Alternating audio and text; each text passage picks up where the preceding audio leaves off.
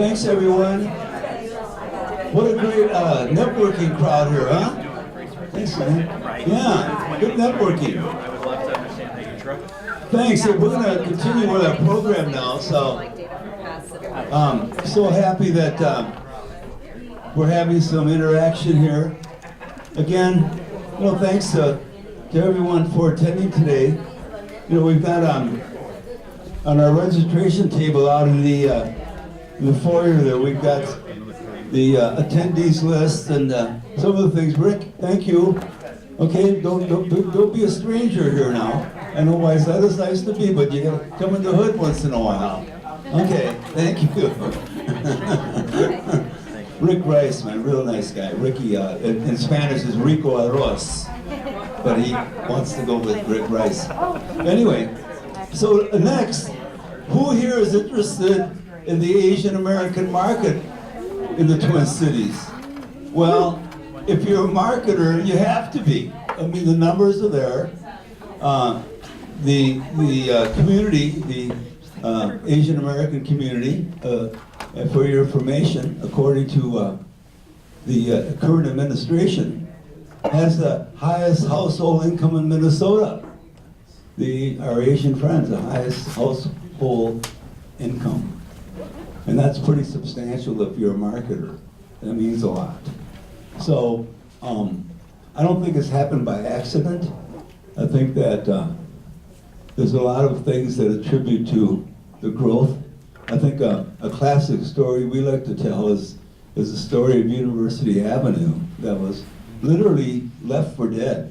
It was the urban flight. Everyone moved out. I'm not sure who the mayor was at the time in St. Paul, but he didn't know what to do. So there was this whole business corridor, once thriving business corridor, that was literally left for dead. There was empty storefronts, and everybody had departed. I think one of the mainstay icon venues was the Prom Ballroom, known throughout the country, closed. Parking lot in shambles. So that was the story that was very real in the Twin Cities. Both on Lake Street was another place in Minneapolis that you could have reference to. And what happened? Well, the miracle happened. We had our new immigrants move into the cities, both Latino and our Asian friends, and they didn't see a abandoned corridor. They didn't see a crime-ridden area. They saw an opportunity. They saw an opportunity to, first of all, get some rents that were affordable. And what did they do? Well, if you look at University Avenue now, you have hundreds of Asian-owned businesses. They saw the American dream in those corridors. And that's what happened on Lake Street. That was a terrible place over there. It was crime-ridden. What the Latinos didn't see, that they overcame that and they saw the American dream. So if you look at both of those business corridors now, they're changed dramatically. They look great, they're thriving, and they have hundreds of Latino and Asian-owned businesses there. So these are entrepreneurs. And this market, the Asian American market, is a market you have to consider. If you're serious about your business and your long-range plan, it has to hold the Asian American market. It has to be part of your growing in the future. So we're very fortunate to have, again, as we were mentioning, a entrepreneur that's here from the cities. And Wanny Huynh is a motivational, inspirational speaker. He's an entrepreneur, the CEO of WH.I., host of the TV show Forward Talk, and an author who has written and published 4 books. He has some of his books here. And the books went on to make Amazon's bestsellers list. Wanny has presented to many leading corporations such as Dow Chemical, 3M, Blue Cross, Blue Shield, Bremer Bank, U.S. Bank, Affinity Plus, Federal Credit Union, Thomas Reuters, Minnesota School of Business, and many nonprofits and churches. He's been a guest on many national radio programs across the country and other media outlets.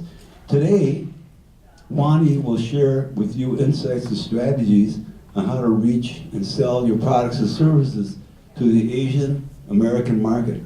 So without further delay, let's have a hand for Wanny Huynh.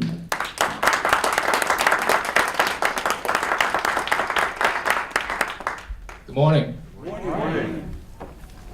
When I was 9 years old, living in a refugee camp, a friend of our family sent us these pictures. You probably look at it and say, why is it just a family photo? Ladies and gentlemen, this photo here represents the American dream. Remember, at 9 years old, I was living in a refugee camp. And when I look at this photo, it inspired me and wanted me to come to America to live my dream. Now this is just a regular ordinary photo. To you, it's just an ordinary photo, but to me, it was life-changing. I'll tell you why. TV, cultures. You see, back home in Vietnam, the only furniture we can get to sit on was a wooden chair. We didn't get the luxury to have a couch. We didn't have TV. So when I saw this photo, I said, wow, I want to go to America. That's where I want to be. And ladies and gentlemen, at 9 years old, living in a refugee camp, I envisioned my family coming to America. At our refugee camp, there's this bus station where every day a luxury bus would pull up and pick up a few lucky family to go to America. Every morning I would go there. I sat and watched as family boarded the bus. As the bus take off, friends and family have waved their goodbye.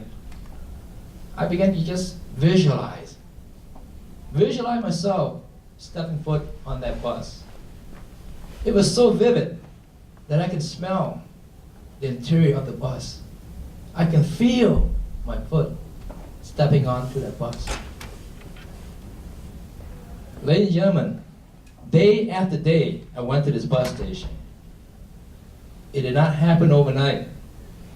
But one day, my dad rushed home. I said, we're going to America. That was a life-changing moment for me. Okay, now we go to America. Many endless sleep. I could not sleep at night because I'm busy visualizing or what I would do once I get to America. And before we come to America, they took us to this classroom training of what to expect when we come to America. I remember at 9 years old, they gave us this brochure. In it, it was a catalog of apartment building, cars, clothes, all this luxury item, brand name. And as I began to look through those catalogs, I began to go, I want that, I want that, I want that. All the thing in the catalog I envision and I want. Ladies and gentlemen, in a short time period, I'm going to share with you a little bit about what motivates Asians to buy. I'm going to also share with you some of the technique of way to sell to the Asian market. Now, I told you earlier that this picture was inspiration to our family, right? What do you see here? Our family arrived to America, and the first thing we did was take a photo in front of TV. That's me right there. That photo, this photo here was the reason why our family purchased that TV, believe it or not. Now, it didn't occur to me until recently when I look at this photo again, and I realized that this photo was staged. Anybody want to take a guess how it was staged? Notice the TV sitting on a chair between the two couches. How many here or go to a family friend's house who have TV between the two couches? Right? So this was purposely staged to show family back in the camp that, hey, this is life in America. Right? And because of that reason, our family arrived to America and we did the same thing. Asian family, we are connected. When you go to the Asian family's house, you realize that you don't just see the parents and the kid. You also see the grandparents living with them as well. Growing up, my parents is very big on education. They tell us to go to school, get a good grade, and someday can land a great job. Unfortunately, there's a land of opportunity, and they gave me 4 choices to choose from. They said, Wanny, you can become a doctor, lawyer, accountant, or engineering. All right? Land of opportunity. And I got 4 choices to choose from. So I have to narrow down my choices. Okay, let's see. I'm terrible at math, so engineering and accountant was out of the pictures. Lawyer, I can't defend myself in the court, so that's out of the pictures too. The only thing left was doctor. Dr. Huynh. That sounds kind of cool. So off to medical school I went. Then I realized after 2 years that being in the medical field is not something I wanted to do. It's what my parents wanted me to do. You see, Asian culture, when we look at a role model, those are our mom, dad, aunt, and uncle. They're the one who influenced us, inspired us to do great things. So when my parents say, "Wanny, go to school to become a doctor," okay, mom. You know, it's not what I wanted to do, it's what they wanted me to do. And because we want to please them, we do the thing to help please our family. And same thing when it comes to buying as well. We go out shopping. You find something you like, your mom and dad will have some input into it too. Mom, I want to buy this. No, you don't want to buy that, son. Well, why not, mom? Well, you know, look at the quality. Look at the branding. So they trigger that inside of us when we're growing up. They realize that, okay, so branding is very important for the Asian family. Because Asian family, they always want to focus on quality. And their mindset always shift to, okay, if this branding have a great quality behind it, that to them is fulfilling.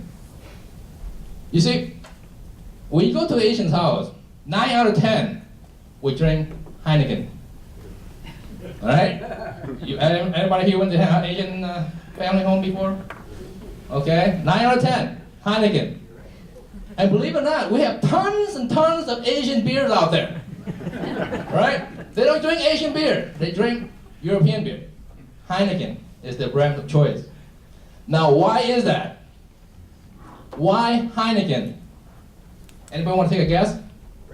Branding. Branding, exactly. I go to my friend's house, he's drinking Heineken. Now, I never drank Heineken before. He offered me Heineken. Here, Wanny, have a Heineken. Oh, golly, this tastes like any other beer. Right? I went home, and guess what beer I buy? Heineken. I went to the store, oh look, Mom, Dad, there's Heineken. I was over at Danny's house and he was drinking Heineken, I think we should buy Heineken. Okay, son, you say so. Buy Heineken, and guess what? We invite friends and families over, and our friends and family who have never seen Heineken before, what is this you're drinking? Oh, it's Heineken. You should try it. Drink Heineken, oh, well, not too bad. This just tastes like Bud Light, but I'll take it. Right? Ladies and gentlemen, it's all about the branding and also the word of mouth. And that's how Asians buy.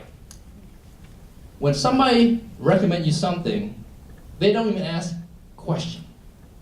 They just do it. Okay, because Danny drinking Heineken, it must be good. If it's good for him, it's good for me. And that's why they buy premium product as well.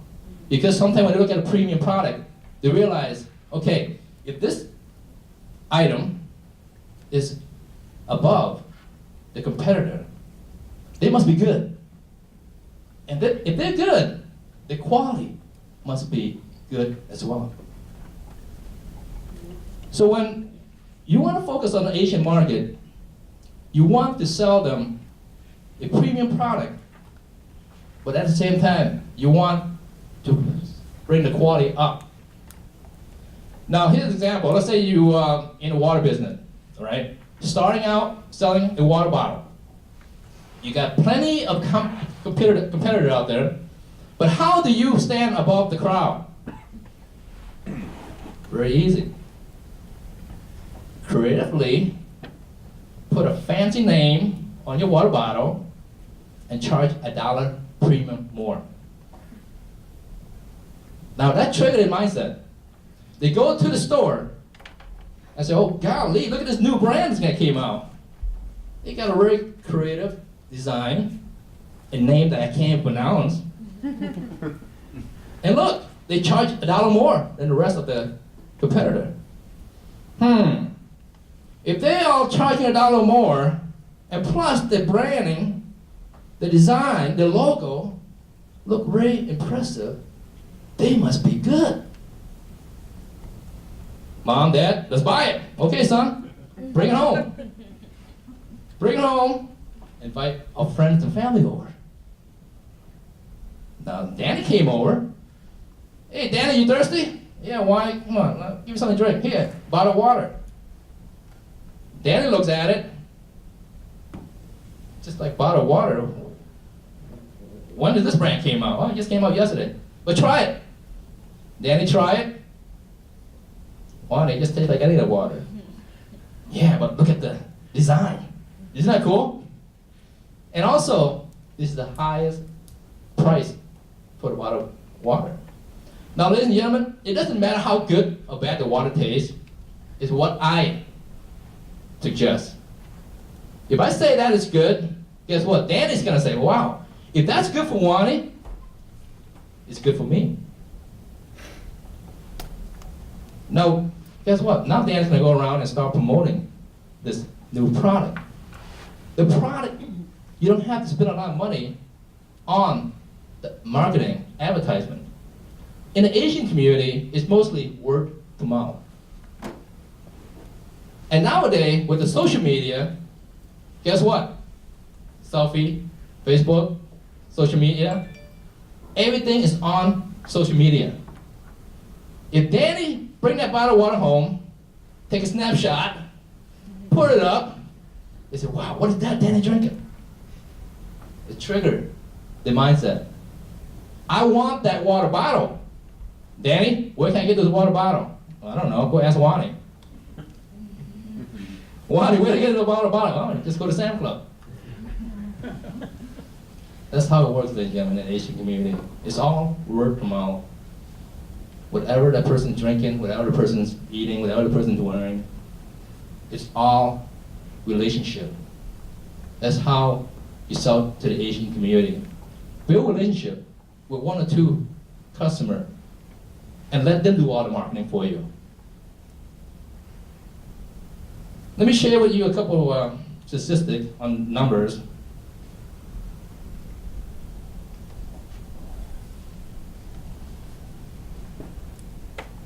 All right, if this slide doesn't incorporate, that's fine too.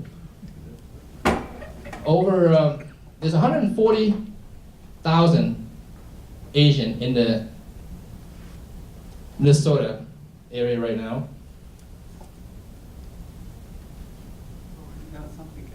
Oh, that's fine. It's not important, I can just talk. 140,000 Asian, oh, there we go.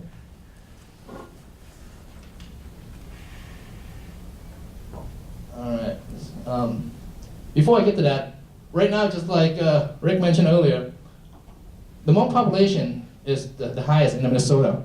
and throughout the nation as well, ladies and gentlemen. We here in Minnesota have the highest population of the Hmong community, followed by the Vietnamese with 13%, and then the Chinese.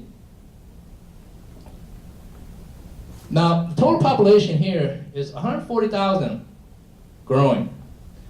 The total number of household is 35,000, and the average household, probably heard earlier, between 3 to 4. And again, just like Rick mentioned earlier, the income, the Asian community had the highest gross income. And over 52% own their own home. And again, they are big in education.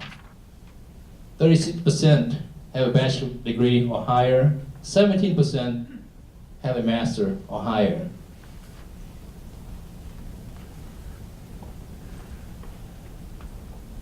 Again, that's the same information I mentioned earlier. Right now, the Hmong and the Vietnamese pretty much dominate the metropolitan area, but the rest are following. The population is growing every year. So as you can see, right now, other Asian is taking up 25%. The Vietnamese at 18%, and the Chinese at 17%.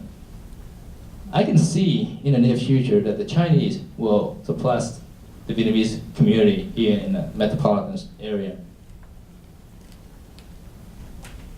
So, here's some ideas on how to sell to the Asian market. I might have mentioned some earlier. Sell high-end product. You want to attract them to a premium product. Asian is big into brand name. If you look around Asian community, you see them drive around in a Lexus, a Mercedes, a BMW. Because to them, that's symbolized success. And just like I mentioned earlier, when they come to America, their dream is to become successful in whatever they do. So when they are being seen in a Lexus, a Mercedes, to them, they have achieved that level of success. So you want to sell something, sell them a high premium product. At the same time, the quality has to be superb. You don't want to sell them a high premium product, but the quality is below the average. So when you sell a premium product, to them, it automatically triggers quality product. When they buy premium, it's associated in the mind that, okay, if I'm paying extra premium for this product, it has to be good quality. That's it, ladies and gentlemen. Again, they don't do research. They don't go out there and do marketing research. Okay, why is this product different from this product? They don't do that. What they do is peer review. I would go up to your house and see what you're buying, what you're drinking, what you're eating, and ask from you, what do you think of this product? And that's how we buy. And that's how we judge. That's how we go out there and make our determination what we want to buy. The same thing with the Lexus, right? That's the first thing Asians think about when they associate Lexus, is quality. Most of them run out there and just buy a brand new Lexus because of the quality. And also a symbol of success. Sell them lifestyle, ladies and gentlemen. I mentioned earlier, if you want to sell them a bottle of water, don't put an average guy holding a bottle of water. Okay? You want to put that bottle of water in front of a person who is successful, who's wearing a three-piece suit, sitting in the lobby of a high-end hotel. You put that water bottle in front of this gentleman, sitting in the lobby of a high-end hotel, guess what? Their mind trigger. That's success. If this person is drinking this bottle of water in a high-end hotel, he is successful. And if I drink that water bottle, I am considered successful as well. That's how the mindset think, ladies and gentlemen, when it comes to branding.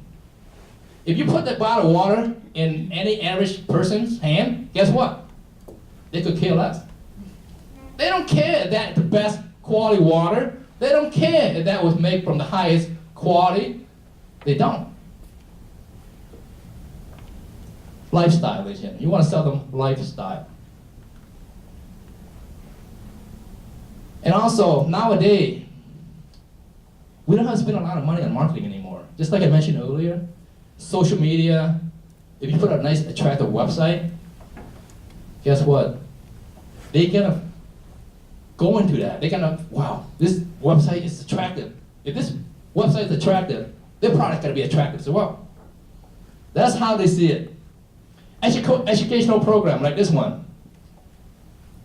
When consumer go out, they like to hear what other people are saying about other products. That's why they attend seminar like this, to learn what's out there. What are the latest? And as we share those information, they're gonna go out there and guess what? Oh, sorry. They're gonna go out there and post it on social media. Look at this, I was over at this conference, and why are we talking about this brand new bottle of water? Anybody know about it? No, it's not even out yet. But exactly, that's the kind of thing, you know? They gotta go out there and post everything on social media for you. So if you can sell them the premium product, lifestyle, they will do all the work for you. Asian is very loyal, ladies and gentlemen. If you have a branding, a product, once they love you and once they trust your branding, guess what? They will bend over backward for you. They will go all the way through all the marketing for you. So, those are the things you want to focus on when it comes to the Asian market. Conclusion. Sell them the dream. Just like I said earlier, ladies and gentlemen, most Asian, my family included, we came to America for new opportunity, to chase the American dream. And when we're here, they have the money to spend, ladies and gentlemen. Even if they don't have the money to spend, guess what? If they like something, they're gonna go out there and buy it, regardless, because they want to achieve that success. By buying something that is premium, high quality, they're gonna realize, man, I'm living the dream. And that's what most Asian family want. They have a secure future for their family. Ladies and gentlemen, you want to sell any product, start with selling them the dream. That's the foundation of why I'm here. Thank you, and I'm gonna take some questions if anyone have any. You know, I concur with what you're talking about, because I've been involved with the Asian market many years. We started with the Hispanic, but Asian.